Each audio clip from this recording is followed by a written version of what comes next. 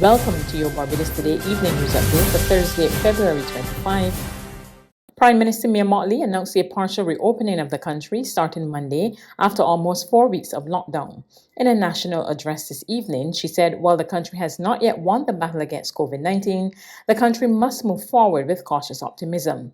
She announced the resumption of a range of activities. Hardware stores, appliance stores, farm and gardening stores, plumbing stores, electronic and IT and telephony stores are permitted to open. We shall hold for now on the indoor applications as just clothing or boutiques or hairdressers or barbers. We're going to get to you. But at this point in time, the Ministry of Health has advised that they would wish to limit it. Here again, we shall not leave you, however, in the wilderness. And we've observed that several of the operations that have become a bit lax in the PPE requirements need to redouble their efforts and should use this opportunity to ready themselves for when we are ready to open back up your lines of business. The Prime Minister, however, made it clear there must be no partying. Let us understand that there is no rush for people to be partying now. March 2021 cannot, I want to repeat myself, cannot be a time for partying. And let us take control of ourselves, therefore. COVID love parties more than you. You understand what I just tell you? COVID love parties more than you. COVID goes wild when it see a party. And partying of any kind right now is a bad idea. And why? It's silly, it's selfish. And I therefore say to you, look, let me just cut it out. Government is continuing its feverish efforts to secure more vaccines, even as more Barbadians step forward to get the jab. In an update this evening, Prime Minister Mottley announced that 29,186 persons have been vaccinated since the rollout of the program earlier this month. Earlier today, she observed the process by touring the Maurice Bayer Polyclinic in St. Peter, along with Minister of Health, Lieutenant Colonel Jeffrey Bostic, coordinators of the National Vaccination Program, Major David Clark and Dr. Elizabeth Ferdinand, and other officials. It's official, Dr. Kenneth George is Barbados' Chief Medical Officer. Governor General Dame Sandra Mason, acting on the advice of the Administrative, General and Professional Service Commission, approved Dr. George's appointment, which took effect on September 1, 2020. He has been acting in the position from September 24, 2008. Dr. George has served with distinction in various capacities in Barbados' public health system, including Clinical Medical Officer at the Queen Elizabeth Hospital and Senior Medical Officer of Health. Dr. George has been spearheading this island's response to COVID-19, both on the front line and in an advisory capacity. In today's COVID-19 update, Barbados recorded 42 new positive cases from 829 tests conducted by the Best de Santos Public Health Laboratory.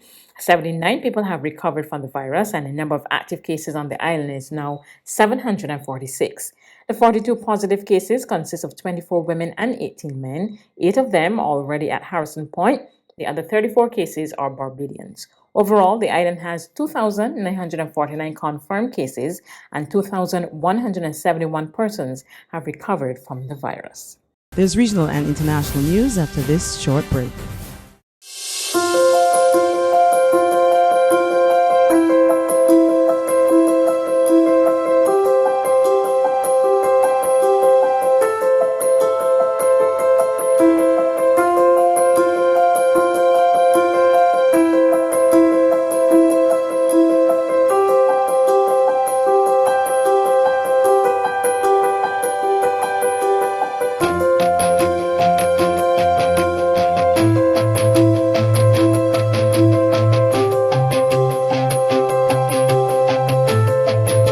Barbados Today, news you can trust.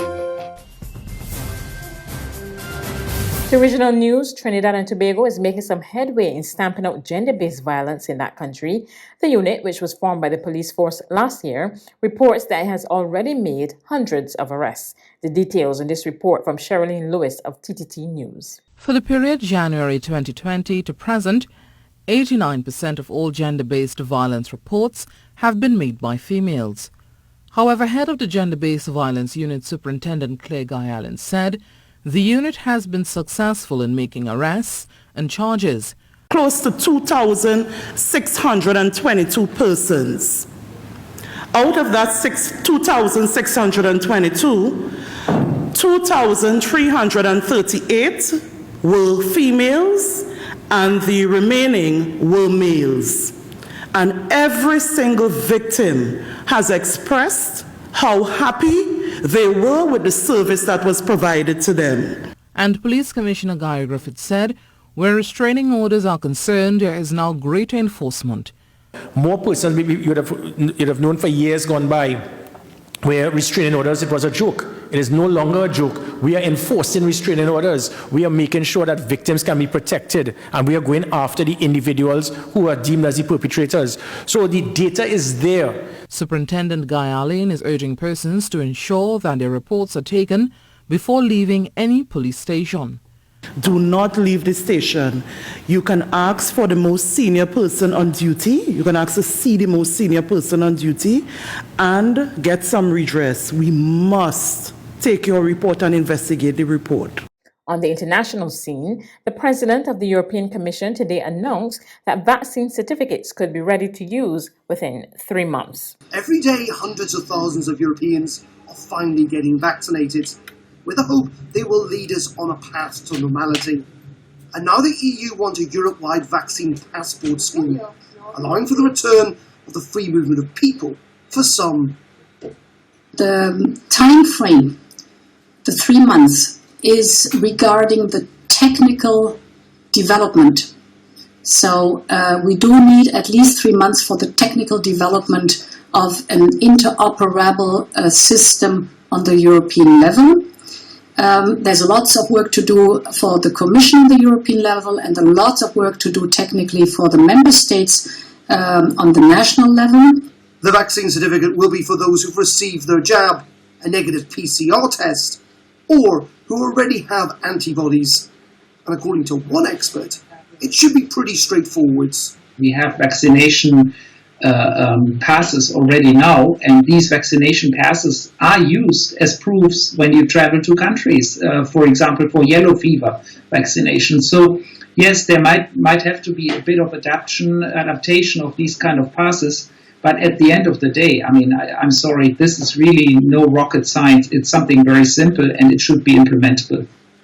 Focus too from EU leaders meeting virtually again on wanting to see vaccine production increase even further and ensure a constant supply.